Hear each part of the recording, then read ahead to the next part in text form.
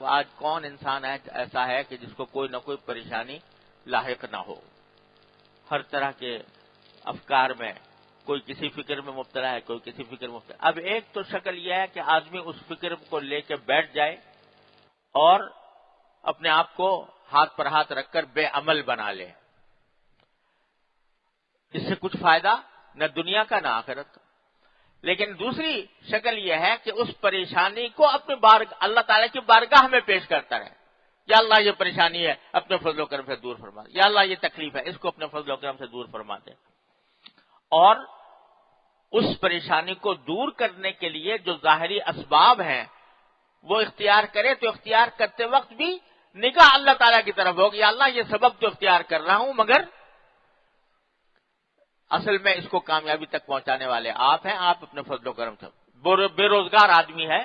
روزگار تلاش کر رہا ہے، تو ایک تو یہ نیت رکھے کہ میں اس غرض سے تلاش کر رہا ہوں کہ نبی کریم سرورت عالم صلی اللہ علیہ وسلم نے اس کو فریضہ قرار دیا اور حلال کی طلب کو فریضہ قرار دیا، اور دوسرے جو کوشش کر رہا ہوں اے اللہ اس کوشش میں تاثیر پیدا کرنا وہ صرف آپ کا کام ہے، اپنے فضل و کرم سے وہ تاثیر پیدا فرما دیجیے۔ اگر ویسے ہی غم میں بیٹھا رہا، حسرت میں بیٹھا رہا تو نہ دنیا ملے گی نہ دین ملے گی، لیکن یہ کام کرے گا تو انشاءاللہ کامیابی بھی ہوگی، کبھی نہ کبھی اس کوشش میں اللہ تعالیٰ تاثیر ڈالیں گے، اور ساتھ ہی اس کے اوپر ذکر کا ثواب ملے گا انشاءاللہ تعالیٰ کہ اللہ تعالیٰ کو اس نے یاد کیا اور اپنی تدبیر پر بھروسہ کرنے کے بجائے اللہ جل جلالہ کی کہ تاثیر کے اوپر بھروسہ کیا کہ وہ تاثیر پیدا کرنے والے۔ بیماری آ گئی تو بیماری جو ہے یہ بھی اللہ تعالیٰ کی مشیت سے ہے، بے شک علاج کرے، لیکن ساتھ ہی اللہ تبارک و تعالیٰ کی بارگاہ کی طرف متوجہ ہو کہ یا اللہ یہ دوا تو کر رہا ہوں لیکن اس میں تاثیر پیدا کرنا وہ آپ کا کام ہے، اپنے فضل و کرم سے اپنے رحمت سے وہ تاثیر پیدا فرما دی۔ غرض جو پریشانی بھی لاحق ہو، جو فکر بھی لاحق ہو، اس کو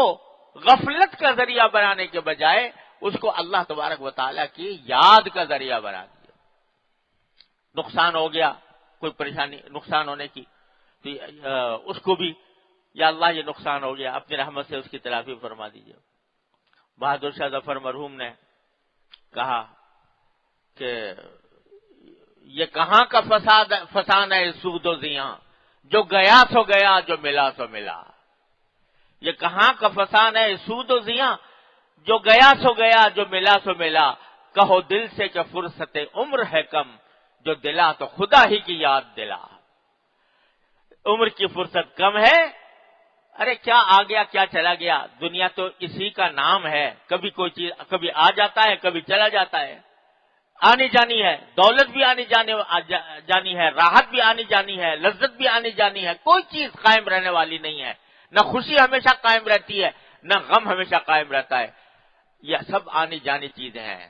تو کہو دل سے کہ فرصت عمر ہے کم، جو دلا تو خدا ہی کی یاد دلا۔ اب زندگی گزر رہی ہے تو اس کو اپنے اللہ تبارک و تعالیٰ کی یاد میں صرف کر لو۔